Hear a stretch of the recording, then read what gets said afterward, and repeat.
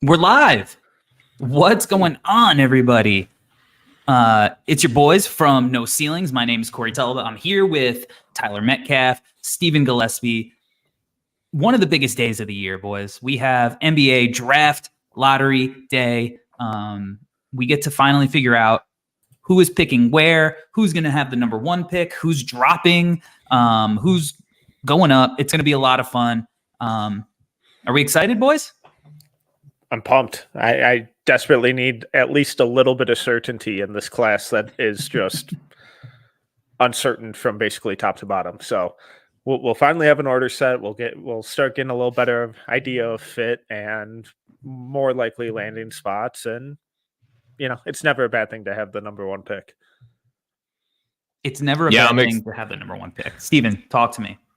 Yeah, I'm excited too, man. I feel like this class, more than most in years past, that the draft lottery is going to influence big boards a lot more, where I think people kind of like historically have like stuck to their guns a little bit more.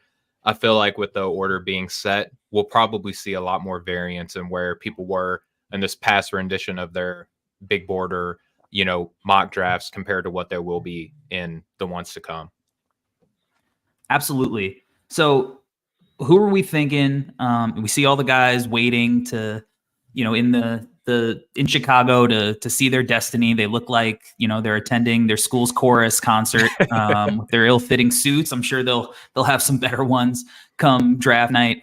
But who are we thinking is our top group here? Do we think you're talking about how like people's mocks are going to influence where people go, but do we think that there's a group who has kind of made themselves the top tier guys, or do we really think that this could be anyone's game here?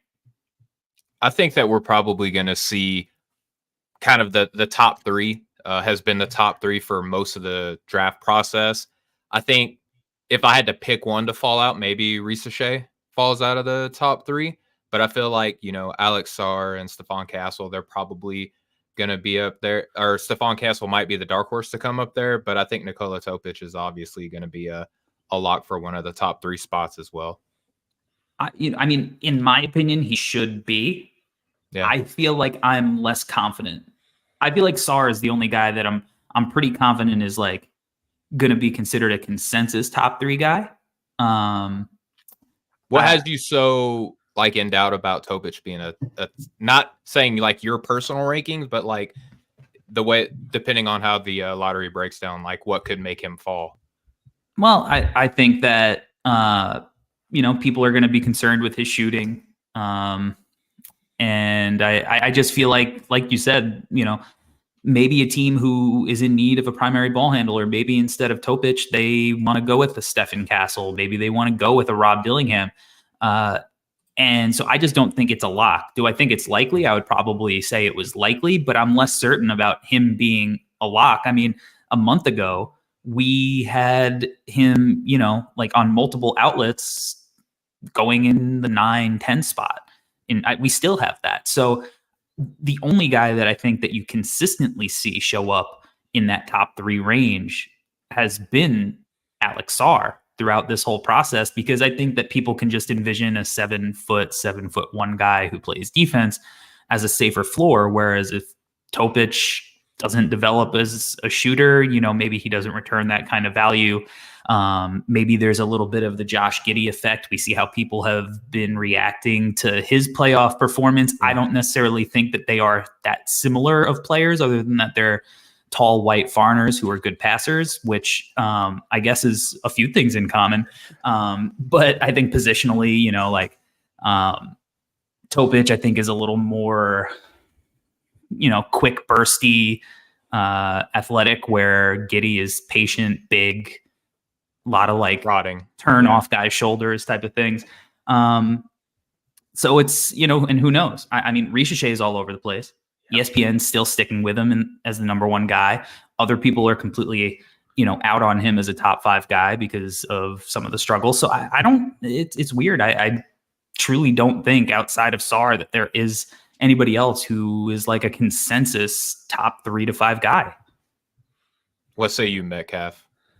Yeah, and even just like thinking about how like our no ceilings big board has kind of been constructed month over month since the beginning. SAR's been number one basically from start to finish, but his average ranking has ranked anywhere from like 1.2 to like almost like 3.7. So he's still been at the top the entire time, but the average ranking with him, it's been all over the place, especially when you consider, top one, two, three consideration.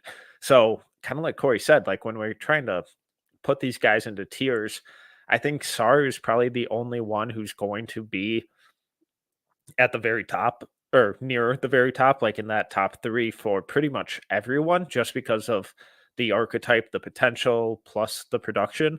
And the highs that we've seen from him have been some of the most impressive stuff from anyone in this class. After that, though, it is a complete wild card, and is really going to probably be determined based on how this lottery goes. Anyone from Castle to Topich to Klingon to Shepard to Risache, none of those would really shock me if they went two. Even guys like Buzelis and Holland, while I wouldn't take them that high, a lot of people have them that high. So Yep. would it be like incredibly shocking if the team that lands at two has those guys in? They have an awesome workout. They really impress. They're shooting well. They interview well. It wouldn't be absolutely shocking if they ended up going number two as well. So when we look at kind of who goes in that top three, we're talking about like 10 different guys. Yeah, and then, Yeah. Corey, if I could ask you a question, and real quick to Metcalf, my tier like 5 through 4, like I have a tier 5 through 14. It's like super interchangeable. But Corey, I got a question for you, man. So I think that postseason success is going to influence a lot of people's like kind of decision making as well. With what we're seeing from like Chet Holmgren, Evan Mobley lately, like he's kind of had like a mini evolution in the middle of these playoffs. Do you think that kind of cements SAR at the top of a lot of people's board because we're seeing these kind of not so thick but very kind of like versatile, skilled big men having success in the playoffs in like the very beginning stages of their career? I think it certainly helps. And I think I don't think SAR is in the same tier of prospect as either of those guys coming out. However, I do feel like he is almost a middle ground between both of those guys as far as what he brings to the table. Because, like, we all really liked Evans' passing coming out of the draft. We thought he was a really good playmaker. He still is. He's still a great passer. But we know that he struggled as a shooter. He's always been a hesitant scorer. It's not really his nature to be, like loud and boisterous and this guy who is just going to be passionate and let me get the rock and go get a bucket. Chet has a little bit more of that to his game, but still kind of plays within the flow of the offense, but he never really had the same offensive question marks. And then SAR kind of, you see him even in his, not limited minutes, but limited minutes for the type of prospect that he is given, his competition. Mm-hmm. He's shown a little bit of both because he could do similar things to what they do defensively. I think he's a terrific defender. I thought he was awesome in the playoffs, but I don't think he's at the same kind of tier of defender as either of those guys yet. But offensively, you see him bust out the spin, in the mid-range, the fadeaway jumpers, the threes. I think he's got a little bit more of a quick trigger than a guy like Evan does. So he is kind of a middle between those guys stylistically. So I think that if you're a team who is in need of defense and you also think that you can get a guy who can fill this kind of role offensively, the one thing that we are seeing, these are not guys who are going to bring you home in a playoff setting. Yep. You still need that perimeter creator. So I think people maybe might have a tempered expectation of even if he reaches his offensive ceiling of what kind of player that really is. Cause he's, he doesn't have that thick frame of like a Joel Embiid, who even though Embiid is much, much bigger than he was in college, you could tell that he had like this crazy big frame, right? Like SAR's lower body is like pretty thin. But that he's not going to bring you home, but he might anchor your defense. So I think if you can get that, I think a lot of fans of teams will feel confident in that and be excited about that much more so than if, you're maybe reaching for a Reed Shepherd or a Dillingham who are small and have questions about, maybe you see Garland kind of struggling in the playoffs a little bit, and you feel more confident with what Sarr can bring on a night-to-night basis in that setting. Yeah, I think that's interesting. And there's a lot of other player types that we're seeing. And Corey, I know that you've brought this up in the group chats and stuff like that as well. But outside of like Metcalf, if I could turn it to you then, outside of like what we see Sarr doing as like this multifaceted big man, I think that this class is like pretty deep at the guard position. And you're seeing it with your Timberwolves, Corey, seeing it with the Knicks, right? We're seeing a lot of teams have success with these smaller guards. Do you think that I mean, obviously, I feel like the answer is probably a little bit yes, but how much so do you think that these small guards succeeding in the playoffs is going to help the stock of like a Dillingham or a Shepherd? I honestly don't think it's going to have a whole lot of effect, because like when you look at it's all about team context. And when you look at the Timberwolves surviving or thriving with Mike Conley, he's also like a 17-18 year NBA pro, so like the experience is there. He's played in a ton of different systems with a ton of different players. He's super experienced, super measured in his approach and everything he does. But then you look at everything around him, and it's size, length, athleticism, and shot making. So he's always had that, right? Like even in Memphis, Zach Randolph, Gasol, Tony Allen, like he's always been surrounded by size and athleticism. Right. Yep. So without that, it becomes a lot harder for these smaller guards to survive in the league unless you are super strong, like a Jalen Brunson. But then you look at his shot making, and again, the context that he's in with those really tough-nosed defenders, positional size, incredible feel. So it's all about the context that they go into. I think it's really hard if you're bringing in one of these small guards to be your offensive creator, your lone offensive hub, like we've seen in Atlanta with Trae Young. There's just a very specific ceiling on how far you can get with that. And yeah, you can have a really good season, but I don't know if year after year you can really build a title contender with that, unless that those surrounding pieces are absolutely perfect. I think NBA teams are kind of, it's funny, like some things that like I've noticed is I feel like the draft community, we feel like it's almost our responsibility to like coach NBA teams on like which ways that they should be like looking at building rosters and stuff like that. But for the most part, I think that they kind of get it a little bit more than what we see. I mean, there's obviously like a bunch of picks that don't go the right way, right? But in terms of like looking at how successful this draft class is going to be, I feel like we all kind of see that, sure, it might not have the star power at the top, but it's the draft pick of role players, right? And there are a bunch in this year's draft class. And I think that there's a lot of talent that's going to be able to enhance an NBA team, maybe not right off the jump for the majority of them, but I feel like there are a couple of them. And Corey, I don't know how you feel about this, but do you think that like day one contribution should be prioritized a little bit more, or is it going to be, or is it still going to kind of be like ultimate upside is going to rule the day, do you think? Well, I think it's team dependent and about, the philosophy of the team.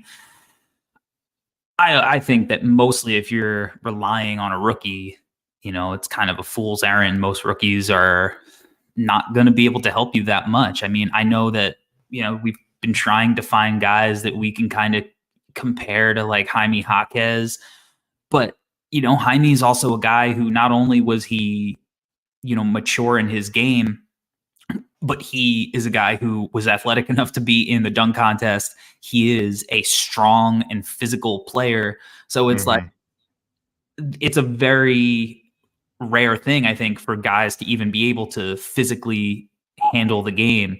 So one, there's the physicality aspect, and then there's the aspect of, can you think the game quick enough? I mean, we just watched the G League Elite Camp yesterday, right? And they're going to have another game today, so we're going to see the combine. And it's like these guys forgot how to play basketball. Like they're in a pickup setting and everybody's trying to get theirs. I understand that it's hard, but it's like guys are like treating the ball like a magnet. They're all going to the same spot and they just don't know how to play necessarily. And these are most of the guys there are the older players that don't have that hype and potential, and they're raw. Some of the guys are raw and young and whatever, but like a lot of them are guys who've been in college for a while, and they get into the setting and it's like maybe it's jitters, maybe it's just the pickup style, and there's not a lot of organized offense, and it's ugly. So like it's gonna be ugly for a while for most of these guys. There's a few guys that I think will be able to help early. I think Klingon obviously is a guy who has potential to be a high level player, but also has experience winning 2 national titles. He has the size, right? Like there's very few guys who are going to be in the league who can bully him physically, even though those guys exist. So I think there's a pretty scarce combination of both. But ultimately, it's going to come down to like if the organization likes a player, we see it all the time, even if they don't necessarily believe that player can help right away. Like, we saw the Lakers take Jalen Hood-Schifino, and you think of the Lakers as a team who is trying to win right away. You have LeBron, who's not getting any younger, even though I don't know if that matters at this point, right? Like, but they have a team that needs to win, and they still swung. Meanwhile, the Heat, they go a different direction. So it's all based on what the teams actually believe. But we'll see on draft night and how the order shakes out, because obviously there are teams, maybe a team like the Chicago Bulls who have this mandate to kind of be competitive, and they're probably going to be a late lotto pick team given their odds. But who knows? They jump up. Now all of a sudden you have to weigh different things, right? And maybe you can go based on more potential. So it'll be interesting to see how the actual lotto shakes out. Yeah, no doubt. And I'm looking at all of these players, man. Like right now, they're getting ready to like determine the lottery. All the players and general managers and stuff like that are representing the teams, they do not look like they're having a good time being there. I'm ready for the Bill Simmons body language. Like nobody was excited to represent their team in a draft class like this one to come out. All right, let's take a look at some of the odds too while we're here. The Pistons have the best odds at 14% at the number 1, 52% top 4. Wizards at 2, Hornets at 3, Blazers at 4, Spurs at 5, Raptors at 6, Grizzlies at 7, Jazz at 8, Rockets at 9, Hawks at 10, Bulls at 11, Thunder at 12, Kings at 13, Warriors at 14. What is the chaos factor? Who jumping up into the top 4 brings the most level of chaos, Metcalf? I think it's San Antonio. If they jump to the top, that's do they go Twin Towers with the 2 kind of dynamic Frenchmen? I think Portland jumping up to 1 would be really fun. Boy, can I get crazy? Like the Thunder go the number 1 seed, they advance to the second round of the playoffs, and at 1.5% chance to get the number 1 pick, they get Alex Sarr. Like how wild would that be? Do they have? Is Houston? They have his brother. 100% OKC's this year, or is it like top 2 protected? Do we know? Oh, okay. It's protected 1 to 4. 1 to 4. Okay. Yeah, got it. Utah jumping up would be a lot of fun too. Utah would be interesting because, Danny Ainge is a guy who is not afraid to take raw prospects. Like, I know for me, like I might not be a Ron Holland guy personally, but I know that like, he is a swing, and we talked about it the other day on the No Ceilings podcast, Metcalf, that like Ron Holland is the type of guy who maybe if he reaches his potential can look like a Jaylen Brown. And who drafted Jaylen Brown? That would be Danny Ainge. Yeah. Or does Danny have his guy and he knows that he can get him at 3 or 4, and we see a similar kind of trade down as to when they got Tatum? Not saying anyone in this class is Tatum, but he's been known to do some stuff at the top. I think they would have to draft Reed Shepherd number 1 overall. That's just the rules. They have a lot of guys based on the rules that they could draft in that scenario, Steven. That's true. But they're all, remember, there's different, like there's the Midwestern ones, there's the Southeastern ones. All right, so we got announcements coming here. Yep, okay. Tatum. Commissioner Tatum, not Jason Tatum, is at the podium. This is hard because as we're Portland. watching while we're on the stream, Yeah. I might have a lag. Who knows? Plus, it's muted. Portland did get number 14, so no Yes, surprises there. Sacramento at number 13. Mr. Murray does not look pleased. Thunder from the Rockets. Chalk so far. Listen, do some All right, chaos, you guys, please. I'm way behind, so you guys Okay. talk to us. All right, the Chicago at Bulls. 11. Yep. So far, chalk, nothing fun. Julian Phillips not enthused about it. Might be a playing time issue. Who Ooh. knows? Okay, Jazz Utah at at 10. 10. So Hawks jumped up. That's a Wow. big deal. Wow. So Hawks But have how jumped into far? the top 4. Yeah. That's big. Memphis at 9.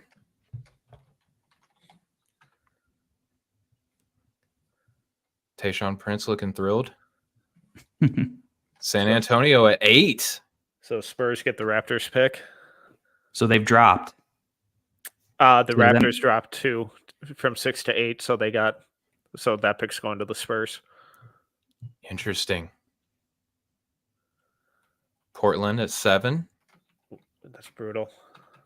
Yep. There you go, Scoot. Oh, man. Charlotte at 6. Oh, So they fell, what, 4 spots? 3 spots? yeah. From 3 to 6. On Pistons. Detroit at 5. Whoa. Oh, no. Oh That's no. What is going on? This is a Twice? on sim. Not again. This is like the scene from Oh, American no. Pie for the Pistons. Oh, so it's between DC, San Antonio, Houston, and Atlanta. Who picked that? Wow. Wow. This is why we react live. Dude, making out like bandits. Atlanta in the top Whoa. 4. Wow, that is brutal for Detroit. You think they draft another point guard? Who?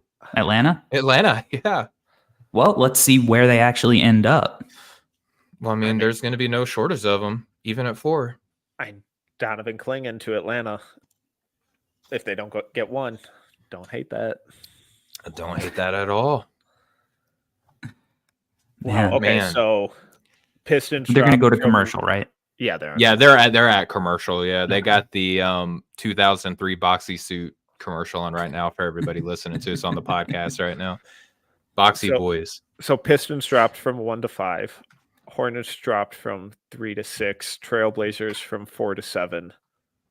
Raptors pick dropped from 6 to 8, so it went to the Spurs. Grizzlies Good for dropped the from Spurs. 7 to 9. Jazz 8 to 10. And then everything after that looks chalk with the Bulls, Thunder, Kings, Trailblazers. They Wow. flew Scotty Barnes there to not have. He's never going to represent the team again. Bad vibes. Man. So San Antonio is going to have 2 picks in the top 8 in this year's draft class to pair with Victor Wembanyama. Wow. So San Antonio is going to trade their 2 picks. Atlanta is going to end up with 3 picks in the lotto in their rebuild when they trade to the Spurs. Is that what you just said out loud, Steven?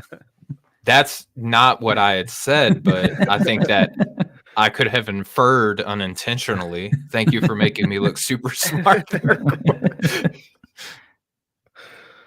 Imagine Would you that. do that? Would you do that? Have three top 8 picks in this year's No. draft class for Trae Young?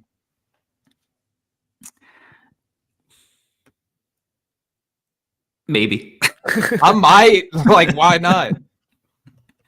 I mean, 'Cause you even get it though- all out, and This is not the best draft class ever, but neither was the 2013, and Giannis was in there. Like, what if you get the Giannis Antetokounmpo of this draft class that no one's expecting for trading away Trae Young, and you got other picks to kind of go along with them, and it's a deep roster anyway. I think with for names. I think for me, I would wait to see where the Spurs ultimately land. Like, can they get Topic? Yeah. Right. Like, can they actually, have a plan to where they can still accomplish some of the same things? Now, look, we saw that Wemby was so good this year. Yeah. That maybe it makes sense to get a guy like Trey who can speed things up, and you build the roster around. They have money. I'm assuming if not, they can move some of the pieces. So I don't know. I mean, I guess that's why it's nice to have a generational talent and flexibility. You have a multitude of ways that you can build out your roster from that point on. So Metcalf, do you like the microwave around Wemby idea? That's what I'm calling it. Like trading for like current talent to go along with Wemby. I don't hate it. Yeah. That's why I like the Dillingham fit with the Spurs more than other teams, because my defensive concerns with him, I think, get pretty easily or quickly minimized just because of having guys like Wemby and Vassell around him. I think that cleans up a lot of stuff. It's a little easier to hide him, and then Dillingham proved that he can be a much better decision maker than what he showed before this year. Scored on and off ball, so I think it makes sense. But as long as it's the right guy, if I'm the Spurs, I'm not just making a move to make a move. I feel you. Well, we're back from commercial break, Corey. They are looking at all the teams right now. And see, this is why you turn off Sham's notifications, because God, he's the worst. Yeah, I don't have my phone anywhere near me right now. I want to be surprised on that. That's because you're a professional, and I'm not. San Antonio with number 4. Oh my God. Well, there goes that theory. I'm not trading those 2 picks for 4. Houston, number 3. That's pretty wild, man. Washington with 2. Atlanta's got number 1. Wow. Even Fields can't believe it. He's just like Cheshire Cat on the stage right now. So that is one of the biggest jumps we've ever seen. From 10 to 1 of the Chicago Bulls, right? The Derrick Rose year. Draft. Yeah. Point something percent. Wow. 0.9 maybe. The Hawks had a 3% chance at 1. Play to win the game. That is incredible. Wizards stayed wild, put. Dude. Rockets using Jump to 3. Brooklyn's pick jumped from 9 to 3. Spurs jumped from 4 to 5. That is holy cow. That's a tankathon sim, dude. Like, this is the closest a tankathon sim could ever be to being correct. Okay, so just to reiterate, the Atlanta Hawks have the number 1 pick. Correct. The Washington Wizards have number 2. Correct. The Houston Rockets at 3. Yep. Mm-hmm. Spurs at 4. Yep. Pistons at 5. Mm-hmm. Raptors at 6. Hornets at 6. Hornets at 6. Yeah, okay. Now the Spurs are at 8 because of the Raptors. Okay. So Grizzlies at 7. Wait, who's at 7? Trailblazers. Trailblazers at 7. I have my TV paused for this. Okay. Spurs at 8. Grizzlies Correct. at 9. Jazz at 10. Bulls at 11. Thunder at 12. Kings at 13. Blazers at 14. Yes. Yeah. Man, 7 and 14 for the Blazers after their last year. There's going to be some solid picks like around there. That's just not what you want to see, though. Wow, man. Holy hell. All right. So what's your first impression here? I mean, obviously Landry Fields is happy. The Hawks coming off of a not so interesting season. Trade rumors. Are they going to trade Trey? Are they going to trade DeJounte? Are they going to trade both of them? What's their plan? Now they get thrust with the number 1 pick. Now, if you're them, are you thinking, hey, we have the number 1 pick. We have these guys. Can we get a 3rd star for the number 1 pick? I think, or do we trade all those guys, get assets, rebuild, and we have the number 1 pick already to jumpstart it? I mean, this reminds me of, you remember in the offseason where it was like a foregone conclusion that Anthony Davis was going to leave the Pelicans and go to the Lakers. and then the Pelicans just so happen to get the number 1 pick that same season. Like, is trade to LA gonna happen now?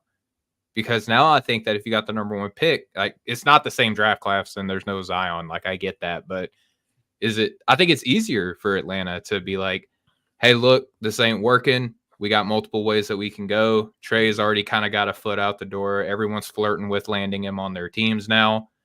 Maybe this is the best way that we can sell to our fan base now that we can move off of a really, really good player, like not slamming Trae Young at all. But I think this makes this a little bit more easier to digest the idea of trading him away.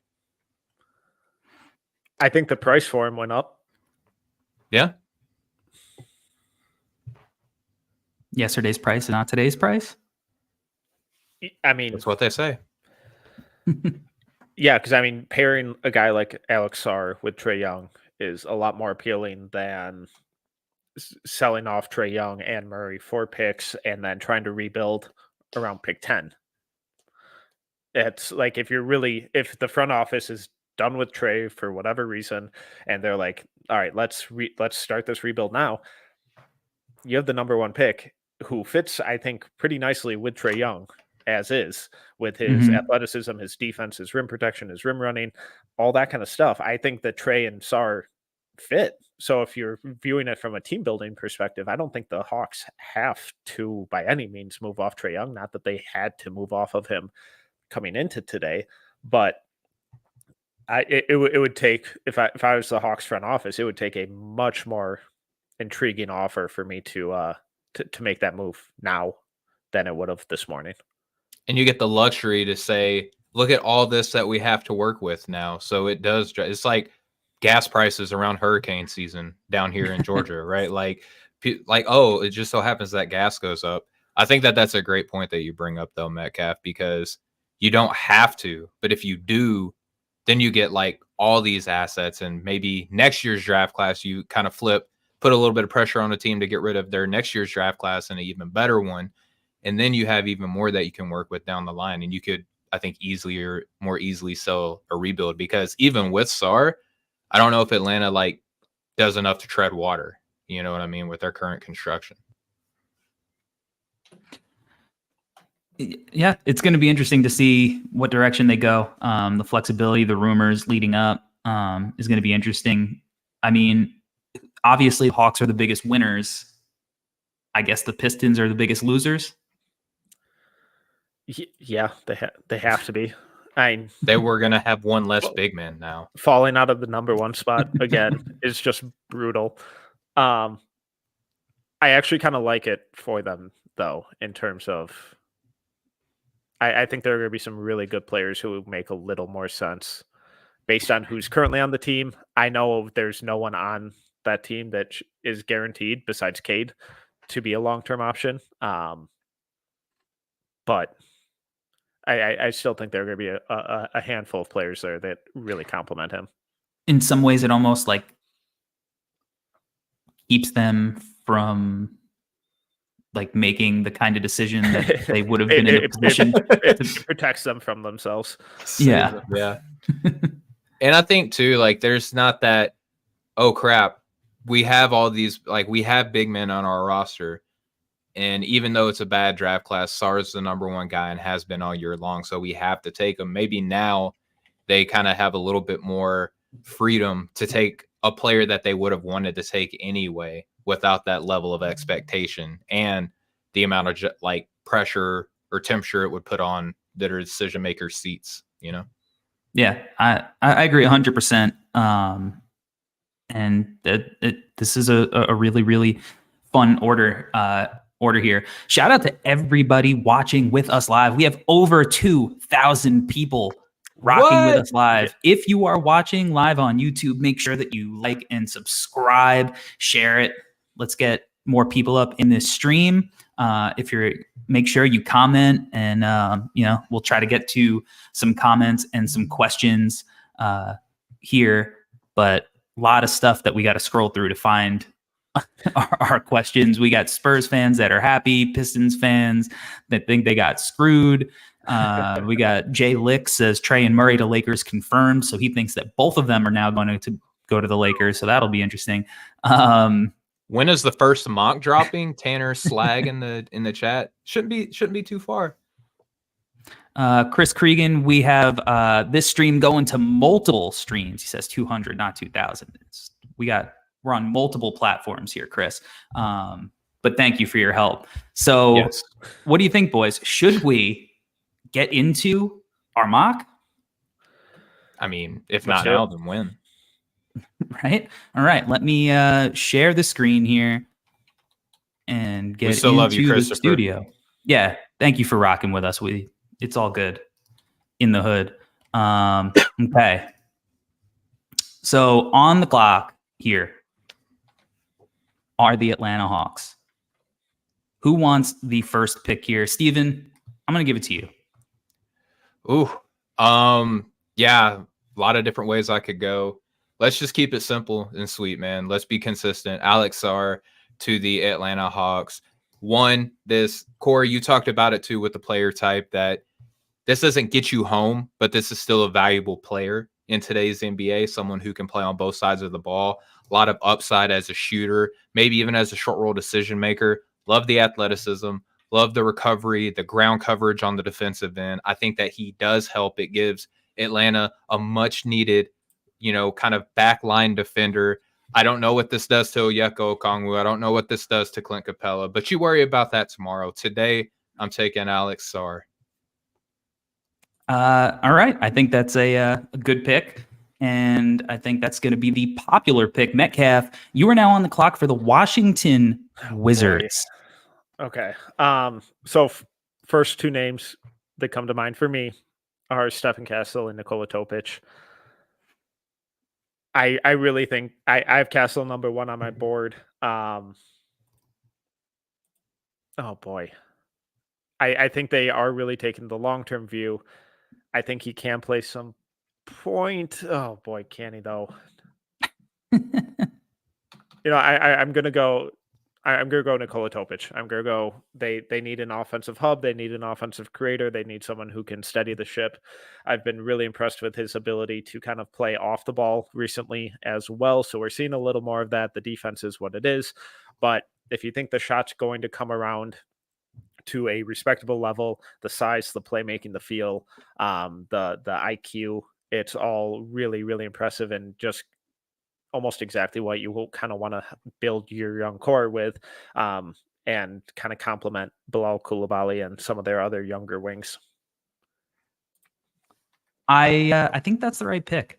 They've done a really good job scouting internationally as well. And I think getting that playmaker to open things up for all their wings. They have a bunch of wings. They got some that are athletic. They got some that can shoot. And this gives them a lot of freedom, I think, to make decisions. So, all right, that means I'm on the clock with the Houston Rockets. And what do you give the team that has everything? Even more of what they already got. Maybe anyone who can make a jumper. Yeah. Anybody who can make a jumper is right because, Van Vliet, good shooter, getting older, but all their young guys, it's pretty tough here. I am Dirty going Dancer is making it very apparent in the chat that you should take a particular big man. See, I think that they believe that Alperen Şengün is their center. And I don't think that Donovan Clingan and Alperen Şengün are a clean fit in that front court. Both really good players. Jabari, obviously is theoretically the floor spacing 4 that they have. I'm going to take Rob Dillingham. Heck, I love that. For the Houston Rockets because, they have guys like Tari Eason, like Amen Thompson, these big Jabari Smith, these big defensive guys. Obviously, if you put Rob and Şengün in a pick and roll, there are going to be some questions in the long term, but this is a guy who can play off of those guys. He can create for himself, and has a lot of potential to go get a bucket. So they're going to swing for upside, fill a need with shooting, and grab some talent there. So I know that Reed has been at or near the top of your board all year. Yes. So why Rob over Reed for the Rockets? Well, if I was kind of drafting for me personally, I would have made the decision probably to take Reed and his connectivity. But I think Rob is going to entice teams with a little bit more upside because people believe that he is, and he showed throughout historically through his entire basketball career, that he is a guy that can go get a bucket and be a high level shot creator. Yeah. Rafa in the chat says Rob and Amen, some OTE alums. So you got the OTE connection there. But I think that, for me, I think either one of those guys would fit. I was really heavily considering Reed there for similar reasons, but ultimately I think Rob and his upside to kind of fill that kind of Darius Garland type of playmaking / scoring type of role. And who knows if you let him loose, at the NBA level with more minutes, more spacing, what he can do as a scorer. So I think that upside might be enticing to teams. So that's why I decided to go with Dillingham there, which leaves us with the San Antonio Spurs on the clock with the 4th pick. Steven, you're back on the clock. I am. And there's a player. So, Corey, I'm kind of torn, right? Like, because I want to pick how I think the Spurs would pick, like, primarily. There's a guy that is, like, super high on my board right now. Have considered him number 1, but that's not where I'm going to go. I think I'm going to go with Zachary Risachet for the pick for the Spurs here. And he is 5th on my board right now. But this does a couple things. One, I think it keeps the locker room comfortable for Victor Wembanyama. And 2, there's defense in abundance on this team. They could have gone with a playmaker. I think that a lot of people might be clamoring for that. But floor spacing is much needed on this team. And, Metcalf, I know you've done a great job of talking about this as well. For a player that's played a longer season than almost anybody, he has probably been the most consistent, albeit sometimes on streaks, the most consistent overall within his league at making 3-pointers. And he is not weak on the defensive end either. There's areas that he does need to improve at, but I'm going to go with Zachary Risachet to pair him up with Victor Wembanyama for the Spurs revolution. I know Metcalf loves that pick. Yeah, I mean, I have Risachet at 6, but when we look at what Risachet can't do right now, and that's create his own shot consistently and be an on-ball creator, he's never going to be asked to do that in the Spurs system, playing off of, Victor and Vassell and even guys like Keldon Johnson and Trey Jones. So he's going to be put in a very specific role where it's, hey, run in transition, play awesome defense, and knock down shots off the catch. 3 things that he's excelled at all year. So could he potentially grow and add more to his game eventually? Sure, why not? But being put into that system, adding that defense and that length and that just spot up shooting to the Spurs roster alongside Vic and Vassell, I love that fit, and I love that kind of construction for the Spurs going forward. Yeah, it makes a very interesting fit with a guy who can shoot with positional size for sure. All right, Metcalf, you have the pleasure of picking for the Detroit Pistons with the 5th pick. And if we look at some of their roster, we have James Wiseman, Evan Fournier, Isaiah Stewart, Cade Cunningham, Malachi Flynn, Asar Thompson, Jaden Ivey. It's getting grim with this roster. Where are we going? What direction? Who are we picking for the Detroit Pistons? Okay, so I have my guy, but I'm going to talk through the 2 others that kind of stand out to me. So one, my heart is telling me Stefan Castle because I think he has the most upside, especially if the guys remaining. Love the defense. It's just will he not shoot? And I think with this team, that's not really a risk that you can really take right now. So the other name, Donovan Clingan, I know they have centers, but I really think this dude's going to be an incredible defensive hub. Love the passing. A lot of people think he's going to shoot it. Not at a prolific rate, but enough. But my heart's going with Reed Shepherd. He's proven that he can play on and off ball. He's one of, if not the best shooters in this class. Really high-level defensive playmaker, really intelligent passer. his ability to kind of rebound and then immediately initiate the transition offense, that's going to really bolster and complement stuff or guys like Asar Thompson, who's constantly looking to get out and run. So having that reliable shooting next to Cade or backing up Cade at the point, I think is something that this team is really desperately missing. I love Reed. I think that this is why this could be a blessing in disguise if the Pistons end up with a guy like Reed Shepherd in this position, because I think he's got upside and he fits so well, like you just broke down. So, hey, anytime you can draft a guy who knocked down 52% of his jumpers over the course of an entire season, I feel like that's a win, right? Not bad. It's pretty good. Bad at all. I think Synergy says that is excellent, according to Synergy. Is that the 100th percentile? It could be. Abdai Yusuf asks in the chat, is Ricochet really 6'10"? Metcalf, we both watched him for a week at Hoop Summit last year. I would say he probably is, right? Like if not, he's close to it. He looked huge in person. Yeah, I bet in shoes he's probably 6'10", which is, if you guys didn't know, they play in shoes. So that's a useful measurement. Yeah. Or at very least rounding up to 6'10". So I don't think that measurement's going to be that far off. All right. I am on the clock now for the Charlotte Hornets. And for this one, I think is going to be fairly easy for me. I am going to draft Stephen Castle out of UConn.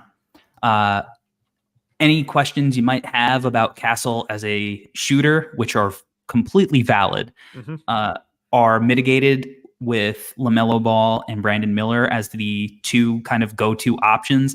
This allows Stephen Castle to be a guy who is doing the little things, filling in the gaps, playing a similar role as he comes in to the NBA that he filled for the national champion UConn Huskies. He can, come in and just really defend and be a connective piece, make plays, get out in transition. He's physically a guy who fits the mold of the modern NBA as a big 6'6", strong dude with a good frame. So I think that this is the type of winning player that also continues to build that culture that you need to build when you're turning your franchise around. New coaching staff, this is the kind of guy that I think coaches love. Winner, all of that stuff. Easy pick for me for the Charlotte Hornets, taking Stephen Castle at number 6, which leaves the Portland Trailblazers on the clock. Steven, you are up. Pick 7, the Portland Trailblazers. Let's make this short and sweet and super sexy. Let's get the big man, Clean Kong. Let's get him in a Portland Trailblazer uniform right away. The Portland Trailblazers have a lot of big men, by the way. So, as much as we were kind of clowning the Pistons earlier, I'm dominating. You got some competition now. Time Lord, maybe he plays. Maybe injuries continue to be a thing. 1, this is best player available on my board. 2, I think that he can fit into a big man rotation. He's shown that at the college level for consecutive years, that whether he's playing behind somebody or ahead of somebody, he's used to kind of sharing the floor. The playmaking feel is good. Seeing him and Scoot run some DHOs is going to be a lot of fun for some people. He can pass open a couple of their shooters. Here's looking at you, Simons and Sharp. There's a lot of different ways that they can go. They obviously have to figure out what they want to do with Grant on this roster moving down the line as well. Let's just keep it short and sweet, man. Let's go with best available and probably going to contribute day 1 for this rotation. Let's go ahead and get Donovan McClingan. I absolutely love that. Yeah. Back-to-back Huskies, back-to-back winners. Great pick. Happy for my guys in Portland with that pick right there, if that is how this plays out. All right, Metcalf, you are on the clock. The San Antonio Spurs are back on the clock for the second time. They took Zachary Ricochet with the 4th pick. Where are you going now with the 8th pick? A little tricky because it would be great if the Spurs were able to kind of come out of this with a point guard, but with guys like Topic, Dillingham, Shepherd, Castle too, all off the board, I think there's just a really big drop in who's available for guys that could potentially play point. So instead, I'm going to pivot a little more towards an archetype that we talked about earlier in the stream with what do the Spurs look like with a real like big time heat check guy? And I'm going to go Dalton Connect, who I think love is that. one of the best shooters and scorers in the country this year and in this draft. He had to do absolutely everything for that Tennessee offense this year. If you took him off that Tennessee team, their offense might rival Virginia's in how bad it looked. So now you're putting him into the Spurs where he's just going to be an actual true shooting guard or off-ball shooter, off-ball scorer, and having that firepower and consistency, that off-ball movement, the shot making, playing off of Vic, and maybe Risseche's shot doesn't look like what we hope it will be. Cool. Now Dalton's doing that anyway. So I'm going to add to this rotation size and off-ball scoring with Dalton Connect. That is a fantastic pick. We love Dalton. Yeah. I mean, what a core. I was flirting with him being like a top 5 player on my board. Still kind of am. It's just like that 4 through 14 range gets kind of muddy, but I think Connect and Risseche, like opening the floor for Wemby and whoever else they want to put on this roster and let them run crazy. I think that's fantastic. Yeah, that's I mean, gotta be happy if you're a Spurs fan right now, right? With the 9th pick in the draft, the Grizzlies are on the clock, and I'm on the clock for the Grizzlies. And man, this is a little tough for Memphis, but I'm going to go with Cody Williams. I love that. I am still a believer in Cody Williams, the prospect. This is a guy, I think he is, if he's 6'8", he is a legitimate 6'8". They took a high potential guy, G.G. Jackson. I think that's a guy who you might think is, one of their guys of the future. Cody Williams, definitely an upside pick, but I think that he has enough of a base right now where it's going to be a process. He doesn't have to come in and be a savior or anything right away, but he's not a guy who needs the ball in his hands to contribute. He showed that in Colorado playing off of Tristan da Silva and KJ Simpson. He has legitimate size. His frame's only going to continue to fill out, and this is a guy you can be patient with. Obviously the shooting, even though he shot 40% from 3, is still a question mark given the volume, but he's got good touch. He was insane around the rim as a finisher. His touch at the rim, he was like 70% of the rim. Great in transition. His numbers tailed off at the end. He was dealing with injuries. I'm willing to, kind of give him not necessarily a pass, because we have to do that with everybody. But I think that, what he showed at the beginning of the year when he was healthy and moving and confident, especially in that third option role, I think he's got a ton of potential still with a safer floor than some of the other high potential guys. So Memphis, maybe not the ideal scenario for them, or maybe it is, because Cody Williams, I think if he puts it together, he can be one of the best players, if not the best player in this class. Yeah, it makes a ton of sense to me. I mean, and this kind of fits like the Memphis Grizzly archetype to a T. They like these big, versatile wings. Pre-injury, I'm with you, Corey, man. Like he looked phenomenal. I think that he just has so many boxes that he checks. He's got the size. He looks like he knows what he's doing. With the ball in his hands, he can get other people open. He has a nose for the rim, like prods and finds his way to the basket at his size all the time. And he's got the bloodline connection too, which teams like to see that as well. Yeah. Good family, all that stuff. So just real quick, just to kind of play devil's advocate here, we have seen the Grizzlies a lot in the past, albeit it was typically later in the first round, but go for these guys who are, contribute now type of guys. If instead, if you were instead kind of looking at it that way, is there another name that kind of jumped out for you? If I'm looking for a guy who can contribute now, yeah, like someone who you can kind of plug in as like the 7th, 8th man in a rotation, get you 15 to 20 minutes a night. Zach Edey. No.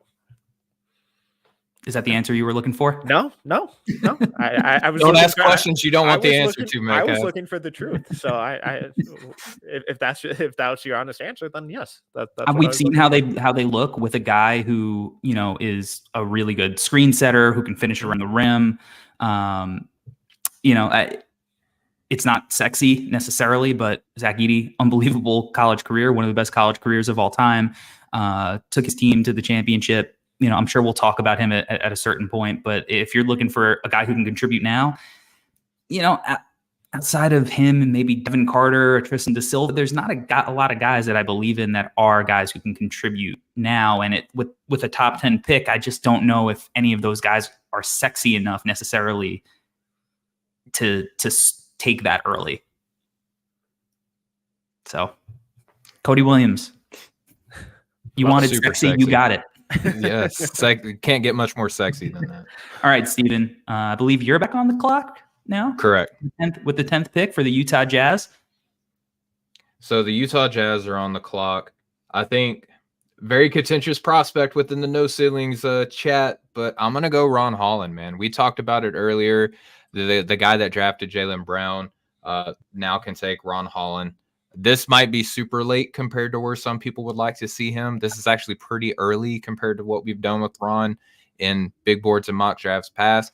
I like the offensive upside. Defensively, I have some concerns, but you're talking about one of the quickest, most athletic guys in the draft. He's super strong. We talk about how physicality typically translates up. He's the decision-making waxes and wanes a little bit for me, but he plays hard all the time. He crashes the glass. He gets to the basket at will in the G League. I'm super interested to see how he would be able to fit with like guys like Markkanen, players like that on this team as well. So I think I'm going to go offensive upside wing who can get better on the defensive end with time. And you're drafting him to a team that doesn't have a whole lot of spotlight on him as well, which I think is perfect for his development. Let's go ahead and take Ron Holland here to the Utah Jazz. Yeah, I think that is his ideal landing spot for all the reasons that you mentioned. Like if he's going to go high, it is a good team. It's a team that, doesn't have a ton of guys that are in his way. Markkanen is unquestionably going to be the guy that they're looking for that kind of offense. Keontae is unquestionably, I think, going to be kind of their number 2 prospect. And he's raw and he can, bounce back and forth between, the G League and the main roster, similar to how they utilized Taylor Hendricks and Bryce Sensabaugh. And, they could be patient with him. So I think this is a great landing spot for Ron Holland. But now the Chicago Bulls are on the clock, Metcalf, at number 11. Who are you taking for the Chicago Bulls? 6-time champions. Do you want this pick since they're no? I'd like to see like to see what an unbiased observer thinks they should do. Draft the guy with the name Bulls almost in his last name. And this is a really ugly range. Gotta love saying that before we even get out of the lottery. It's going to happen a lot for the next few months. I do have my questions about him, but I'm going to go with the hometown kid who has a ton of upside. Ron Holland's teammate. I'm going Modest Buzelis. I think there's a pretty clean path for him to at least kind of get minutes early on. Hopefully the shot develops, especially playing off of guys like Kobe White, Alex Caruso, DeMar DeRozan if he comes back, Zach LaVine. I think he's going to be put in a much more simplified role that hopefully kind of allows him to refine the shot and the shooting upside that we saw in high school with him. And I thought the defense was way better this year than I was anticipating. Moves his feet really well. The weak side shot blocking has been really solid. So some of the off-ball rotation stuff needs to get more consistent, but he's 18, 19 years old. It's to be expected. So ton of upside, hometown kid. If the shot really comes along, especially just as a spot up shooter, that'll be a huge swing for him. As it really kind of abandoned him this year in the G League. My fellow Lithuanian brethren, Modest Buzelis. I mean, I think Bulls fans would probably be ecstatic. He does also fit the kind of player that Arturas Karnisovas has typically liked with these big wings. I mean, from Patrick Williams to Justin Lewis to Julian Phillips, he likes these kind of big, athletic, long, toolsy guys. So fits the direction. And at this part of the draft, I think, it's a pretty good swing to take for a team that is trying to compete, but you get a guy that hopefully has a positional size and whatever that can kind of compete, but also has some potential. You could do worse at this part of the draft, I think. Who would you have gone with for the Bulls? Oh man, honestly, I don't even. Maybe, I don't know. I mean, my heart says, in a lot of ways, I would have liked McCain, but I thought about McCain and I thought about Devin Carter. They have McCain at home.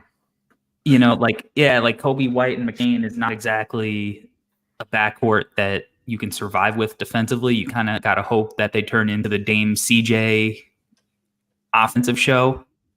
And we know that has a ceiling on it. I don't know. My answer is I don't know. To be completely honest. The insight you get at no ceilings. Because I could just picture the big boards or the posters and stuff like that all through town, minus Bulls Ellis. I think that's gold. All right, with the 12th pick, the Oklahoma City Thunder are on the clock, and I mean, you're really talking here the team that has everything outside of a guy who can set a good screen and play big. I know the kind of players that they like typically, and I think that they believe that they can get a big man in free agency or in other areas. I don't think they feel like they need to draft a certain thing for fit because they have so many assets that they can build the right way. Not every team has the luxury of being in the position that they're in where they can kind of play their hand in a bunch of different ways. So I'm not going to do I need to get a big physical big man for them because, maybe in the playoffs showing that they might need one. I am going to go with Tijan Salon for them. Ooh. At number 12. I love the swing. Elaborate. Yeah, I think they're going to swing on a guy who's 6'10", 6'11", whatever he is. He's another guy who looks gigantic playing in that French league. When he's shooting it, he's really shooting it. And they have a bunch of guys who can create with the ball in their hands. If he just gets to 36, 37%, right? Like he's going to be a major asset. He plays like his hair is on fire. That doesn't mean that he's always, making the right decisions. He's just playing with a lot of effort. But size, potential shooting, good touch at free throw line.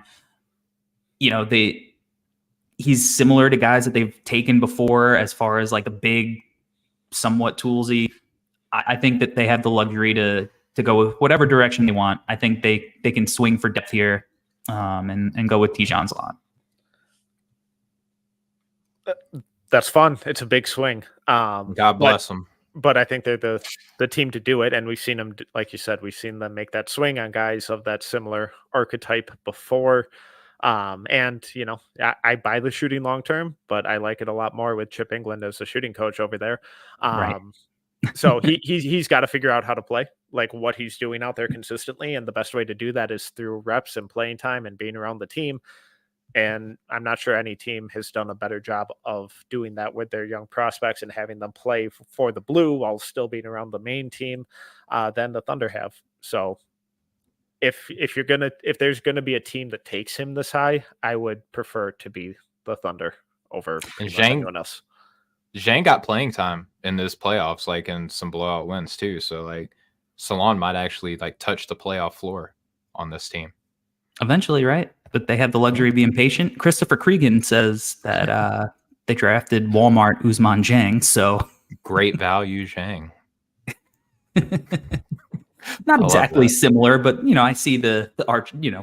Not the same, not a 1-to-1, but there are similarities. I don't like the Walmart diss. Like everyone shops at Walmart, right? Like everyone loves Walmart. Yeah. They provided a service during the pandemic for sure. All right. Shout out to everybody watching live. We are over 3,600 people live. If you are watching live on YouTube, make sure again that you like, share, comment, get in the comments. We're going to read some of them on screen, like Chris Cregan calling Tijan Walmart Usman Jang. So get off your best bits. I have been laughing at the comments this entire time. They're the best part. An absolute delight.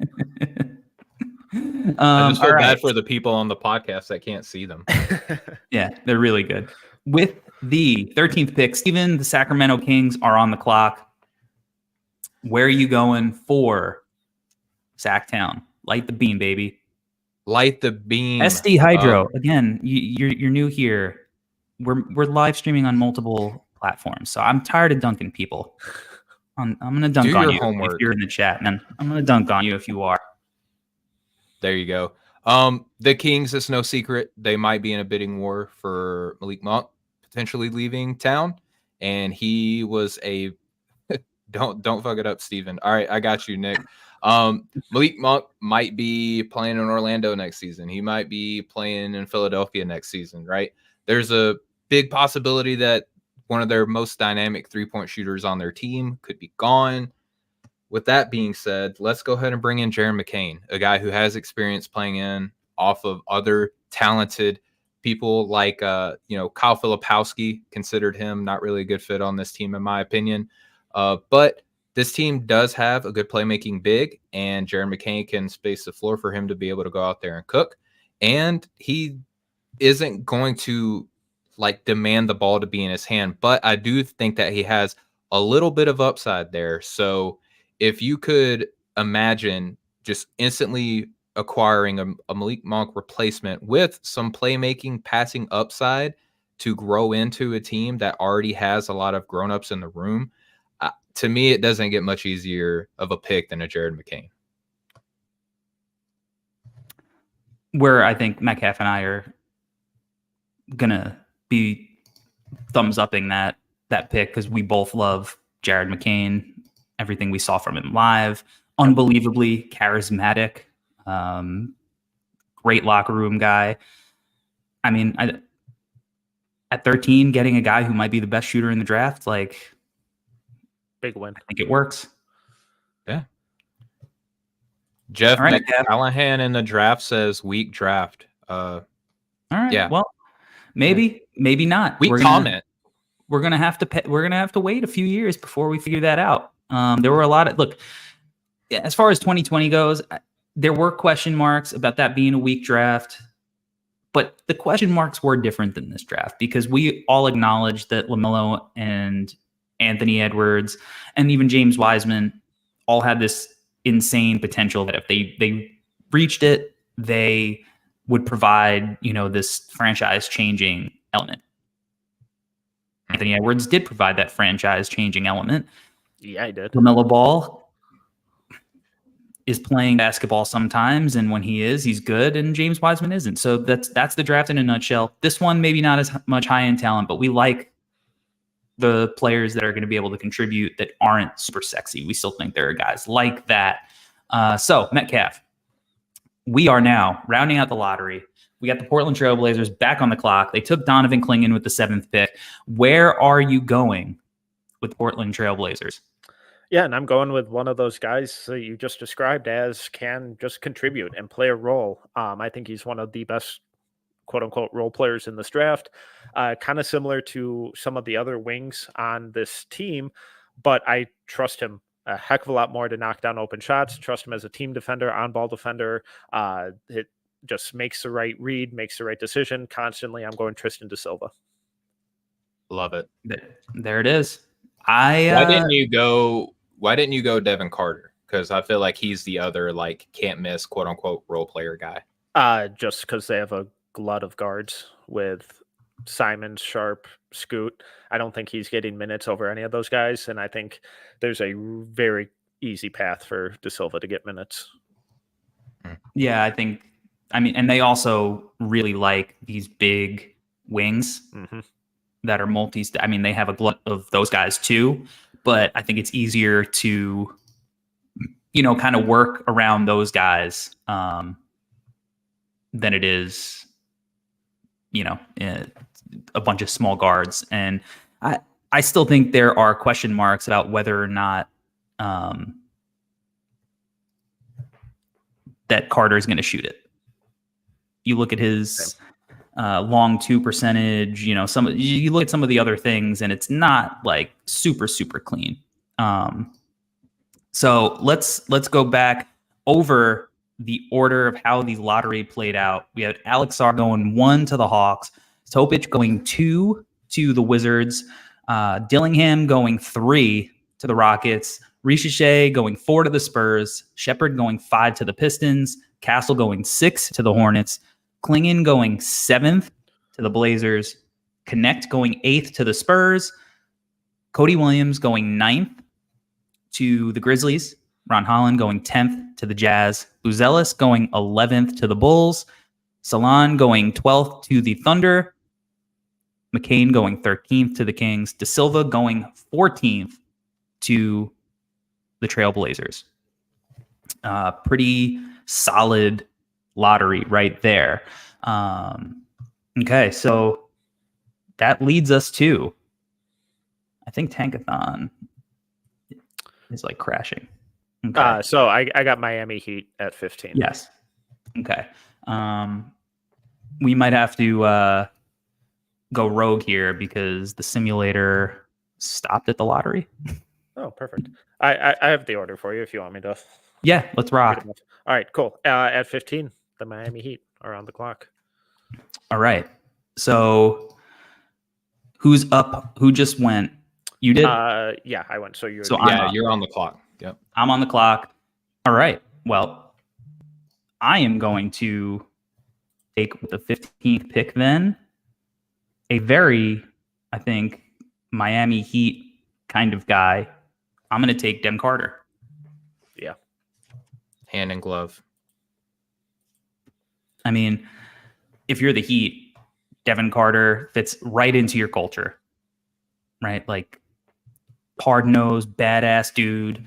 I think they're in the position they're just going to go for whatever player they think is the best that fits their culture. Made massive strides this year, rebounds the ball like an absolute madman. I mean, for a 6'3" guard, he was over 8 rebounds a game. He was 3 standard deviations above, for the nerds out there, his rebounding was 3 standard deviations above the mean for NBA players who have succeeded in the league. So he is, for guards, he's an insane rebounder. So if you're looking at like the playoff and you're looking at like, I don't know, who could be kind of like a Josh Hart kind of guy. Could be a Devin Carter, just a guy who's making energy plays all over the place, playing crazy defense, connective passing, filling it up. Maybe not the best shooter, but like will knock it down, not afraid of the moment. I like it.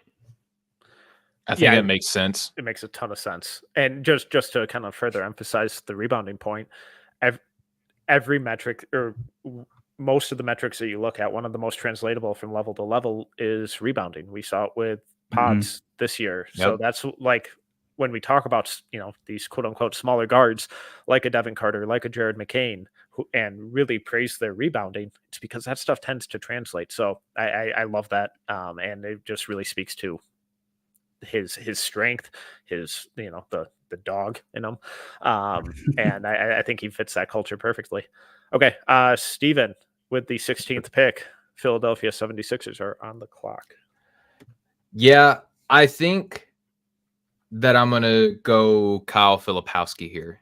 And I think that he and Joel fit off of each other pretty decently. Because I think that they both can score from a number of different areas on the floor to where they can kind of offset each other. He's not going to be a backline defender, right? But I do like his defensive instincts, right? Like he's got some things to clean up, but he's strong. He's not afraid of contact. And I think the dribble pass shoot potential with him on this team, I mean, the DHOs that they can run in Philadelphia would be wild. There's a number of DHOs that he ran at Duke where, someone would run off of him. He would keep the handoff and he would just get downhill and get to the basket. I mean, I'm curious what you would think, and this could be a different show, but how many 7-footers in the NBA can do the things on offense that Kyle Filipowski can do. I think that list is extremely short. I think there are more teams in the NBA than there are 7-footers in the NBA that can do the things that Flip can do on offense. And defensively, just because I'm not speaking glowingly of him on that end, doesn't mean that he's like washed. I think that he does have some upside as like a, maybe Kelly Olynyk style defender on a team. But overall, I just think that, the hustle that he plays with, the shot percentage wasn't great, but I think the indicators and the mechanics like speak to that he can shoot. He can dribble. I like his connective playmaking as well. And Philadelphia can be a little bit bigger and nastier and have a little bit of like big man insurance on this team if and when Joel decides to maybe miss out on a couple of games. So I think Flip on this team. And Corey, I texted you not too long ago about Flip. I think there's a possibility that Flip goes closer to 10 than he does 20 in this year's draft with the like how rare of an offensive skill set he has for a big man. Yeah, I think there's been like a overreaction to his last game against NC State, like having to guard DJ Burns, who's this, big, like beefy college center who, Filipowski is just not the right matchup for. But if you look at him playing in that NBA context where there is more spacing, he's not going to have to be guarding centers. I think he moves on the perimeter a little bit better than people are willing to give him credit for. I think that he is a guy who absolutely can provide that kind of, lottery value. So if you look at a guy who has great mechanics, I think is going to shoot it, even though like his 2 college seasons, he got better this year in one area, a little bit worse in free throws. But I think that he made major improvements in a lot of other areas. He's super solid. He's going to be a pro, I think, for a long time, even if he's not like a guy who, like, I wouldn't project him to be Lauri Markkanen. But if he's Kelly Olynyk, then I think you're getting a pretty solid pick in this draft, almost anywhere that you actually draft. Right on. Alrighty. At 17, the New Orleans Pelicans. So I'm on the clock for them. I've been really underwhelmed with this team's kind of point guard play. I don't think CJ McCollum is the long-term answer. Dyson Daniels is solid. Jose Alvarado is solid, but do they have the big upside there? And I'm not sure they do. So I'm going to take the kind of home run swing here at 17, go for a guy who a lot of people had in their top 5 earlier in the season, struggled, got hurt, came back, improved. I'm going Isaiah Collier. I love that. I recently just did like a film dive on him, and I was shocked, one, at the numbers when I went back. I just assumed that he was going to be a negative assist turnover guy. He actually wasn't. Like you said, that he did improve as the season progressed. There's not a lot of guys with that as his athleticism. I don't think he's like as freaky athletic as some people made him out to be, but he's a very powerful guard too, with great size, can do a lot with, I think he can do some interesting things with both hands. And yeah, I mean, played off of a bunch of other chuckers, Boogie Ellis on his team. And I think that he's got really good upsides, man. I think that's an awesome pick. Yeah, and just, the chat is letting us know, but this is the Lakers pick. So the Pelicans can defer this pick. Currently, they're projected to use it, so that's where they're going. They probably, they probably will defer it, but, we have the information we have until we get confirmation. Right? We're going to better to take for the Lakers, though, to take Bronny's teammate, number 17, and then in the second round, go and get Bronny. Maybe they had good chemistry at the Nike Hoop Summit. Okay. All right, so moving on. 18, Orlando Magic. Corey, you're on the clock. I am on the clock with the Orlando Magic. Okay, the Orlando Magic, I think, are a team that really need some floor spacing, some shooting. They do like their guys who are long, positional size and feel.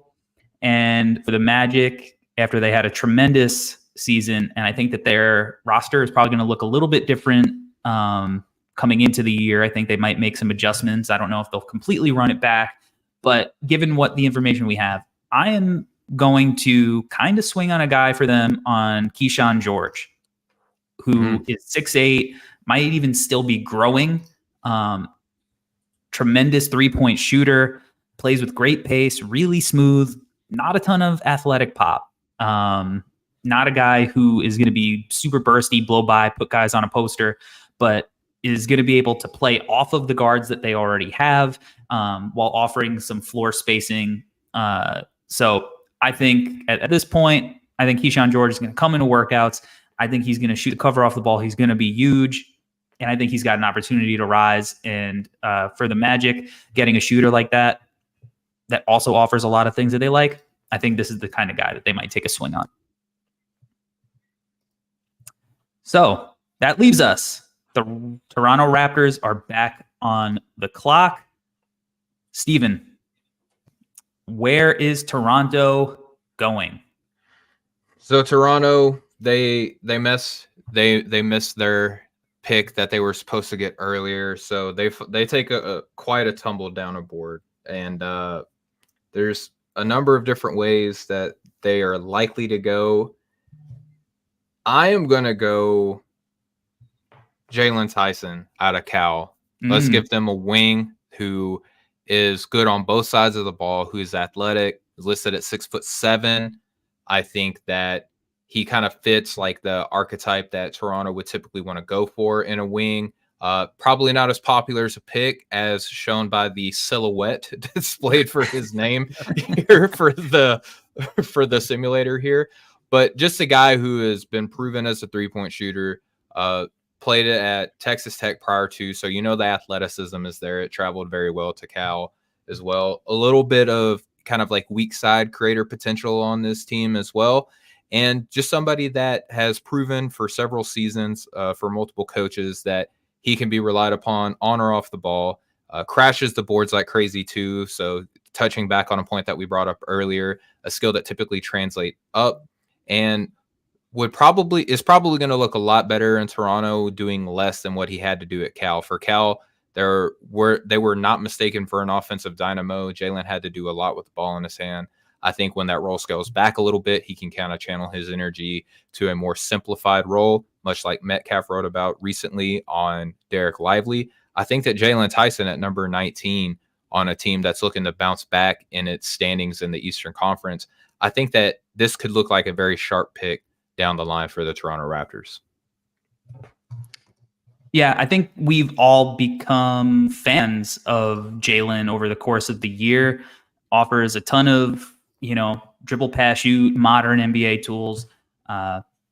Big size for the Raptors, gives them another ball handler shooting. I think it's a really solid pick there for Toronto. So, Mr. Metcalf, the Cleveland Cavaliers are on the clock with the 20th pick. What direction are you going? So it wouldn't surprise me if we see their front court look a little different next year. But even if it doesn't, even if Mobley and Jared Allen are back, I think this guy can play next to both of them and provide some floor spacing and some really high-level athletic tools while having some of the defensive concerns be hit a little more. I'm going Tyler Smith. I think playing off of those guards with his elite shooting, the pick and pop, the spot up, the ability to kind of finish at the rim with his athleticism. I think this is just kind of a really solid spot for him to land and simplify his role and play to his strengths while not having his weaknesses for now be a real glaring issue. I think this is good value for Cleveland, right? Like Tyler Smith's game is really simple. Yeah. Shoot it. There's a block shots, right? Like athletic. But, and it gives, again, this is a team that is trying to compete right now. Nobody they draft is probably going to really contribute to what they need, but putting that floor spacer next to either of their big men, depending on what they do, I mean, that's going to be an easy fit alongside either guy if you are concerned about fit. Okay, that means I'm on the clock for the New Orleans Pelicans, and they took Isaiah Collier with the 17th pick. So they're back on the clock here. And man, the Pelicans kind of have a loaded roster. Yeah. There are rumors that they are not bringing back Jonas Valanciunas. I don't know if you guys have seen that. Yeah, there's a lot of smoke around that. And that was speculated before the rumors came out. And typically what we've seen at this point of the NBA season is whenever those two things happen, realistically, it's probably going to play out the way that it's being foretold. Yeah, I am going to go big there for them, and I'm going to go with Kel'el Ware from Indiana. Kel'el Ware, I think, is a guy who is probably not as impactful as his biggest believers say, and not as bad as his detractors do. I think he's a guy who I saw him live. He's gigantic. He's super long. He's a good rebounder. Has some moves around the rim. Has some of the fadeaway stuff. I had a NBA scout that I was watching a game with during the tournament say, like, he thinks that Kel'el Ware might be a better player when it's said and done than Alex Sarr as like a high potential guy. Ware had all of the, McDonald's All-American, all that high level high school stuff, huge potential to shoot it, block shots, all that. So if whether Jonas resigns or not, right? Like, this is a guy who can be a backup and kind of work himself into the lineup as he learns the NBA game. And, for the value, I think this is probably where Ware's ultimate, value probably makes the most sense in this early 20 range. All right. On the clock. Yes. On the clock, Steven. Phoenix Suns. Ooh. Are on the clock. Yes, they are. The Phoenix Suns are on the clock. Well, we know that there's been this big to-do about point guard on this team, and everything that we're hearing is that they're kind of locked in on their roster as of right now. I've seen Tyler Kolek get mocked to this team a lot, and I think that does make some sense. I'm gonna go for a guy though that you guys both know that I'm pretty high on. I'm gonna go Hunter Salas on this team, who I think does have some on-ball juice. He does have positional size. He can play off of and complement all of these players anyway. Just you touched on the Kel'el Ware thing about how he came into the season McDonald's All-Star American and all that stuff. Hunter Salas once upon a time was like a consensus top 25 recruit, right? Spent a couple of seasons at Gonzaga in a very unique scheme where it's very big man centric. And it just so happens as soon as he goes away from that big man centric scheme and he goes to like what I would call like a, second chance university in Wake Forest, that he blows up and he is every bit of this consensus top 25 player that he was a long time ago. Right. So I think that he's got some scoring juice. I think that he's a good passer. I think that he is a very, very solid, capable, maybe 1 to 2 position defender on the perimeter. And he does compete on the glass as well. Would like to see him get stronger, obviously. And there's a little bit of question marks as, well, he's been in college for a couple seasons, hasn't really made a lot of strides in that area. I think with as wide open as this Phoenix offense could look, he's got a lot of lanes. He's got a lot of juice too. There's not very many players at this point in the draft that can do all of the things on the offensive end that Hunter Salas can do. So I think that's why I would take him as like an upside play for a Phoenix Suns team where they may or may not keep this pick. Who knows? But if they do keep it, I think that Salas can play with the guys that are on the roster. I think we all like Salas a lot. And it's going to be interesting because I feel like Salas and another guy who's kind of talked about in this range and Bub Carrington kind of offer a lot of similar things. I think, Bub maybe a little bit more playmaking juice. Salas a little bit better as a finisher, older, a little more developed physically. But I could see Salas kind of stealing a little bit of Bub's thunder as we move through this process.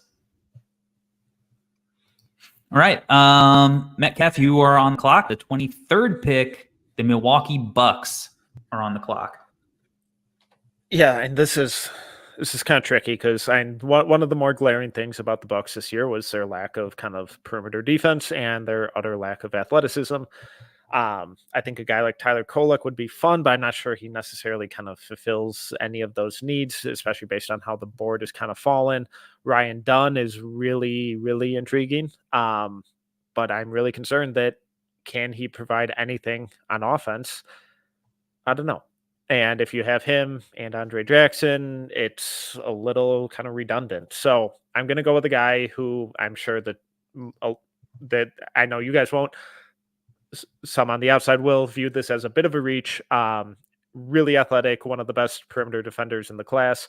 I like the spot up shot. I like his ability to attack closeouts. I'm going Nick Clifford.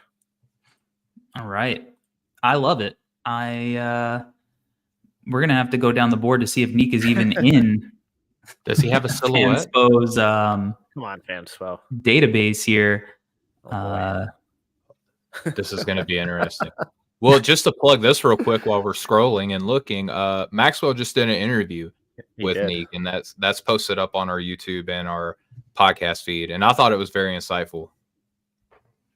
Yeah, I mean, Neek is obviously, I listened to Maxwell's interview this morning. This is a guy who I wrote about him for the site. I broke down Phil with him for our film sesh. I mean, this is a guy who, to me, look, he's another guy it's just a silhouette here. He hasn't got a lot of traction on boards, but I've talked to teams, and I feel like he's kind of, teams are like, we don't want him to get any buzz because we think if he does, he won't be available when we're picking. He's that kind of guy. So he's going to interview well, strong frame, dribble, pass, shoot. I think this is a great pick, Metcalf, for Milwaukee here, because I think he offers a little bit of everything. I still think there's more to unlock to his game even. And he got a combine invite, not an elite camp invite too. Are they going to know what he looks like without a picture?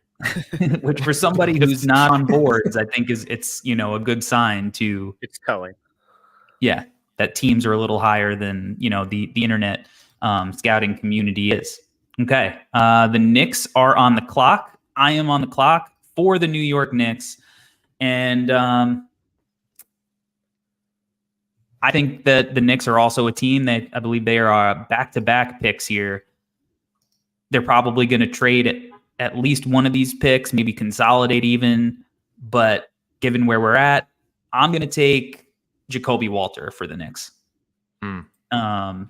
Just because I still think that Jacoby, he's definitely sliding. There are a lot of reasons for him to have slid in this draft, given that he was really inefficient. But he is a dude who does have a great frame. I do think he's going to be a really good shooter in the league. He did a great job getting to the free throw line. And look, his defense is not where it needs to be, but he has the tools to be a defender. He needs to be coached up in order to do that. He doesn't need the ball in his hands, right? He's going to be able to play off of a Jalen Brunson. So if you're looking for a guy who maybe can fit into a role similar to what Quentin Grimes played for the Knicks and just kind of hope that he becomes a more efficient version of that, I think if Jacoby Walter were to slide to this part of the draft, I think that, maybe he's not the cleanest fit for the Knicks, but he can play that Quentin Grimes, Dante DiVincenzo off-ball role, probably for the Westchester Knicks for most of his rookie year. But ultimately, long-term, I think Jacoby Walter is going to be fine, and the Knicks are going to take the value. I love the value there. I have him. He slid for me as the year kind of went on, but I have him higher than this. I love the shooting. And I was really impressed going back through the film with how kind of physical he played. He doesn't have the strength where it's the physicality really gained him an advantage, but he drew a ton of fouls, played really physical on both ends of the floor. The defensive fundamentals are a mess, and he resorts to trying to poke it away from behind or, reach recklessly a little too often, which he got away with a lot in high school, which made him look like a great high school defender. Didn't translate, but what better place to kind of hone that physicality and improve those defensive fundamentals than New York? 100%.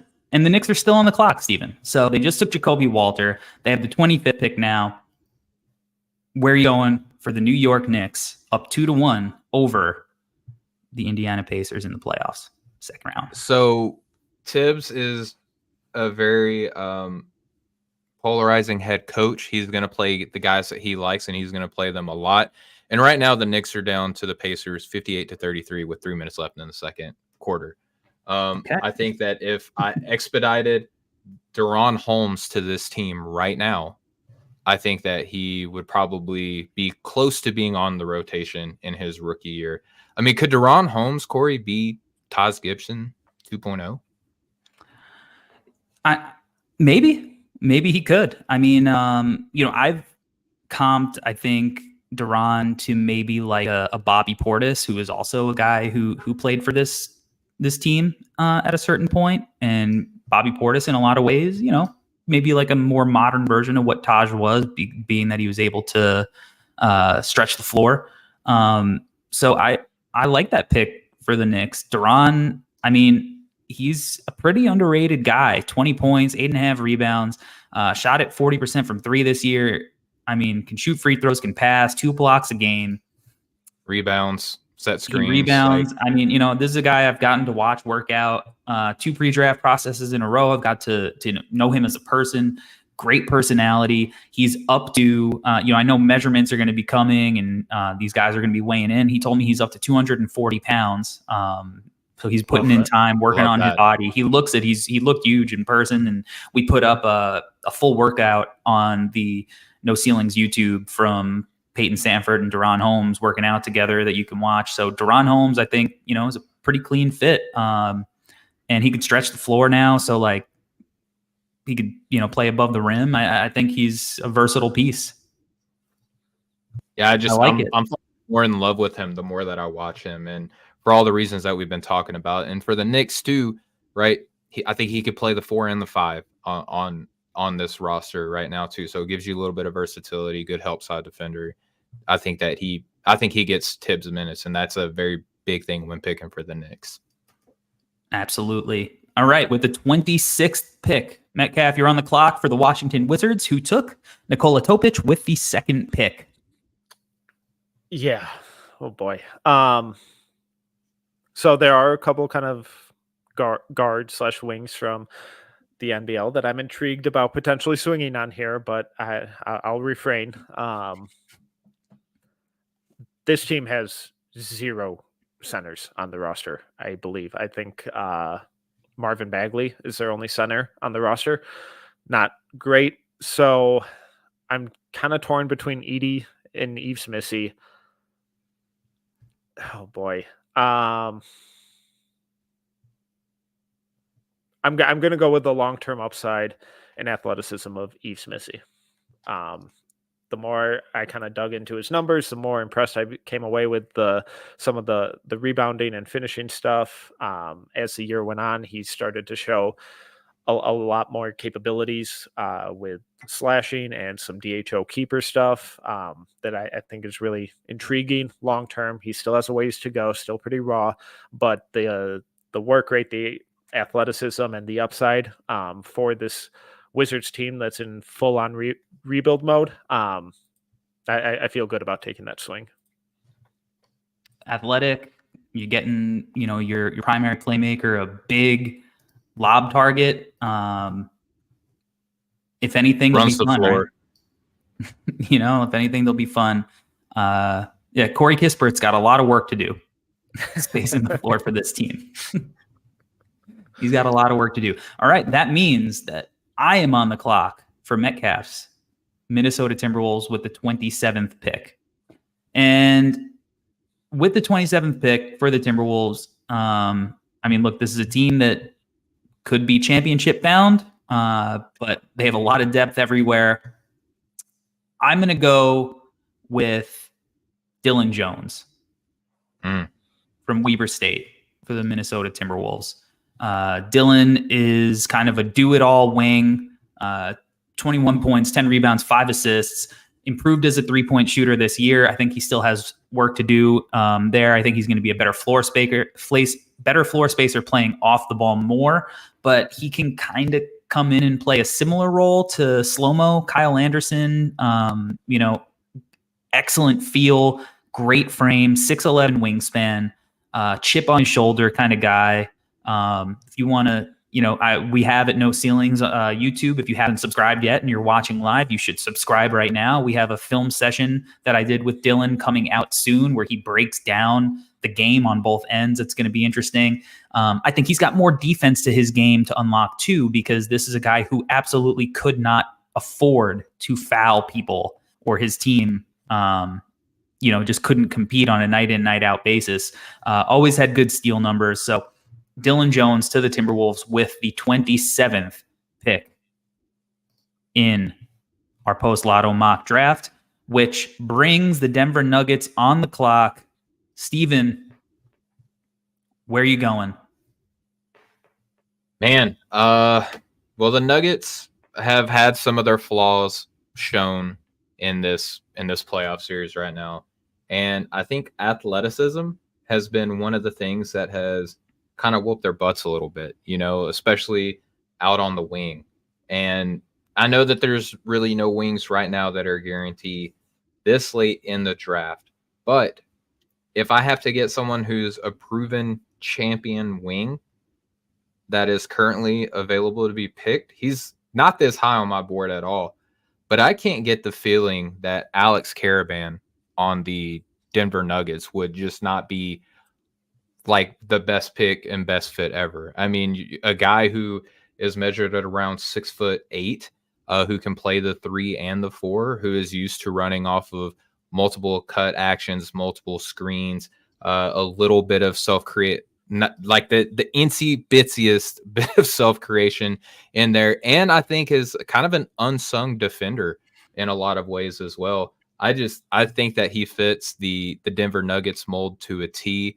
He's a winning player, and he's going to a team that has a lot of winning under their belts. And I think that he keeps the spacing open for what we see right now with Nikola Jokic. So yeah, Alex Caravan, not this high on my board, but I'm in love with that fit. I like it, Steven. I mean, he's like a close to 50, 40, 90 guy who played on 2 national championship teams and has legit like big wing size. Like he's huge. Like he works out with the bigs during UConn's pregame. This is a guy who has just such a seamless, he's a good fit with any team. Yeah. Right. But especially with this Nuggets team. But yeah, insane shooter. The offense is really close. Yeah. Yeah. And, if you look at the Christian Brown type of picks that they made, right? Like sometimes they might take a Peyton Watson, but they might also take a Christian Brown. So they're a team that knows they're in win now mode. And I could see Caravan going here very, very easily. Okay. Good pick, Steven. Metcalf. Thank you. You are on the clock for the Utah Jazz. They took Ron Holland with the 10th pick. Where are you going for the Utah Jazz? I really loved Keontae's development as kind of more of a point guard and initiator, but I still think this team desperately needs an actual point guard on the team. So they took the swing with Ron Holland earlier. 2 names I'm looking at are Tyler Kolek and Bub Carrington. I do think Bub Carrington goes in the first round, but I'm just going to go with the little more kind of solidified, experienced player, who I'm kind of surprised that the 3 of us, he wasn't taken yet. I'm going Tyler Kolek. Yeah, I mean, I think I'm a huge Kolek guy. Steven, I don't know where you're at with Kolek. I have him 30th. So, I mean, but that's like a wide range for you. Yeah. Yeah. I have him higher than this on my board. I have him more in the early part of the 20s, maybe even the late teens for the right team. And I think you do have to kind of consider fit when you are building a team. Like there's not enough developmental runway to develop a Bub Carrington, a Keontae George, a Ron Holland, a Taylor Hendricks, a Bryce Sensabaugh. Like there's just guys need touches. They need to play a role. They need to all fit. Like Bub and Keontae together, like, I don't know. Like, and I think Keontae is more of a combo off guard kind of guy, more like in the Jamal Murray kind of role, who has on-ball juice, but he can toggle back and forth. And Bub probably has a little bit of that too, but Bub, I think, needs to be also like maximize and be like, you're our ball handler. You know, like I think Keontae has a little bit more seamless off ball juice than Bub does. So Kolek, I think, you know, proven kind of winning mentality, super competitor, efficient, like great playmaker, going to make things easier for everybody, and isn't good enough that he's going to, like, if you still want to, you know, maybe be in the lotto conversation, if you're Utah, he's not going to change the fortune of your franchise. But when those fortunes do change, he's going to be a guy who can lead to winning and give you valuable minutes. So absolutely a first round pick in my books, and I think a great pick. And that leaves me on the clock for the final pick in our first round post lottery mock draft. The Boston Celtics are on the clock with the 30th pick, and I am going to take Zach Edey here. The fall stops.